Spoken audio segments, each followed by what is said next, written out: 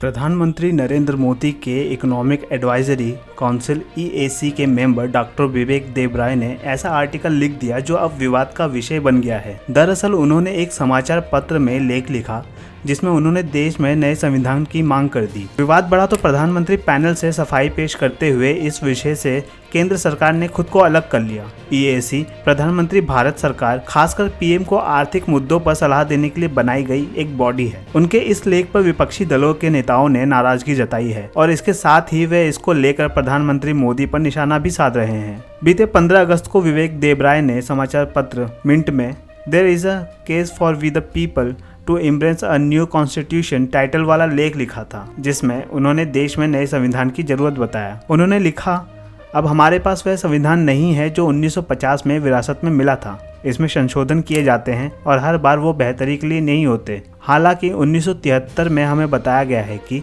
इसकी बुनियादी संरचना को बदला नहीं जा सकता। वो आगे लिखते हैं, भले ही संसद के माध्यम से लोकतंत्र कुछ भी चाहता हो, जहां तक मैं समझता हूं 1973 का निर्णय मौजूदा संविधान में संशोधन पर लागू होता है। अगर नया संविधान होगा तो ये नियम उस पर लागू नहीं होगा।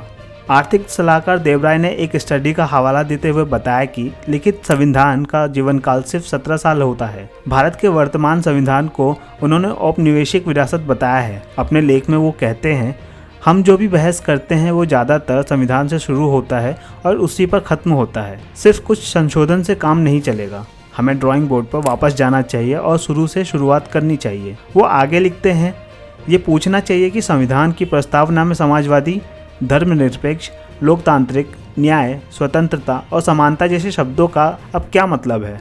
हमें खुद को एक नया संविधान देना होगा। लेख को लेकर विवाद बढ़ने लगा तो देबराय ने समाचार एजेंसी ANI से बात करते हुए कहा, पहली बात तो ये है कि जब भी कोई कॉलम लिखता है तो हर कॉलम में ये नोट जरूर होता है कि ये लेखक के निजी विचारों को दर्शाता है, ये उस संगठन के विचारों को नहीं दर्शाता जिससे व्यक्ति जुड़ा हुआ है। दुर्भाग्य से इस मामले में मेरे विचारों को प्रधानमंत्री के आर्थिक सलाहकार परिषद से जोड़ा जा रहा है। देबराय कहते हैं कि मैंने पहले भी ऐसे मुद्दों पर इसी तरह के विचार व्यक्त करते हुए लिखा है। मामला बहुत आसान है। मुझे लगता है कि हमें संविधान पर दोबारा विचार करना चाहिए। मुझे नहीं लगता कि यह विवादास्पद है, क्योंकि इस समय पर दुनिया का हर देश संविधान पर पुनर्विचार करता है। हमने ऐसा संविधान के जरिए किया है। विपक्षी दल के नेता देबराय के इस लेख की आलोचना कर रहे हैं। RJD नेता लालू प्रसाद यादव ने आलोचना करते हुए ट्विटर पर लिखा, प्रधानमंत्री का कोई आर्थिक सलाहकार है विवेक देबराय, वो बाबा साहेब का संविधान की जगह नया संविधान बनाने की वकालत कर रहा है। क्या प्रधानमंत्री की मर्जी से यह सब कहा और लिखा जा रहा है? वहीं CPM सांसद जॉन ब्रिटास ने लेख पर आपत्ति जताते हुए लिखा है कि विवेक देबराय नया संविधान चाहते हैं। उनकी मुख्य समस्या संविधान के बुनियादी ढांचे में दर्ज समाजवादी, सेक्युलर, लोकतांत्रिक जैसे शब्दों से है।